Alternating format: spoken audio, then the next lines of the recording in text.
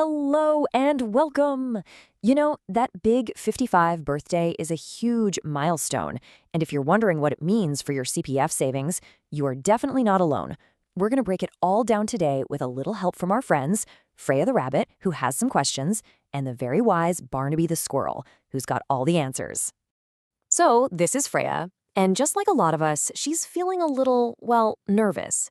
She's worked so hard, saved up all this money in her ordinary, special, and MetaSave accounts, and now this big change is on the horizon. It's a totally fair question, and we're going to clear up all the confusion right now.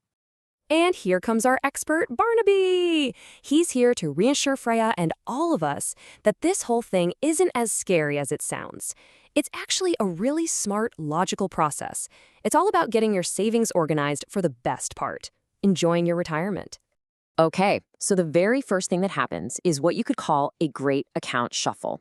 Think of it like taking all your savings and sorting them into one big, powerful nest egg that's built specifically for your retirement. So on the left, you've got the three accounts we all know, ordinary, special, and MetaSave. But look what happens on your 55th birthday. Boom, a brand new account pops up, the retirement account, or RA for short.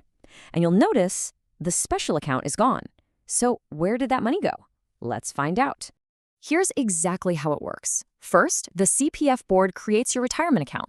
Then, all the money from your special account flows right into it. Now, if that amount doesn't hit a specific target, then some funds from your ordinary account will be used to top it up. The whole goal here is to get your retirement savings into one dedicated spot. And that specific target we just mentioned, that has a name. It's the full retirement sum, or FRS.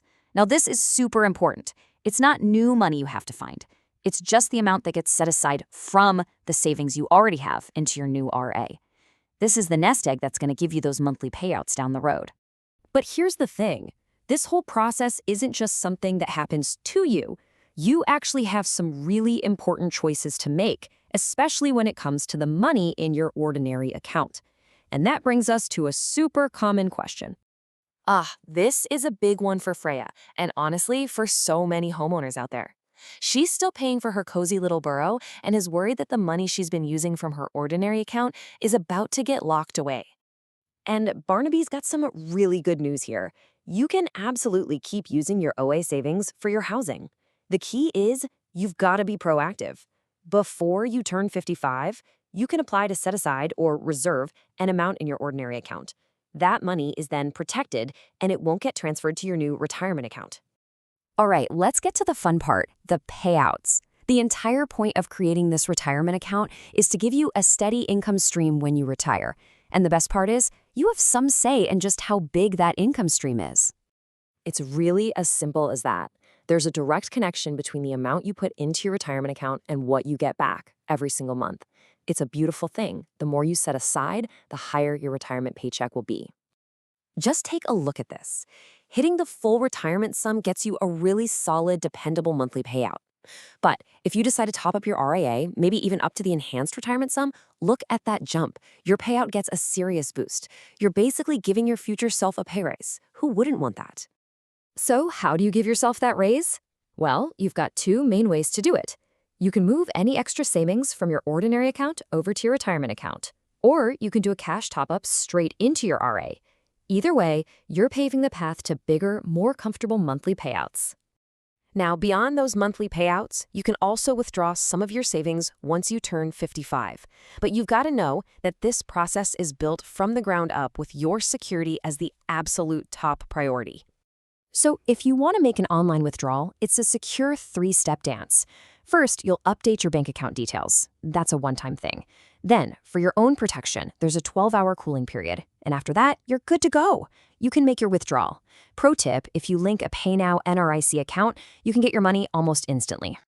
It's also good to know that, by default, your daily online withdrawal limit is set at $2,000. It's just another layer of security that's in place to help protect your hard-earned savings. And what if you need to withdraw more than that on a given day? No worries, you can increase that limit. But just like when you first set up your bank details, changing the limit also triggers that same 12-hour cooling period before it kicks in.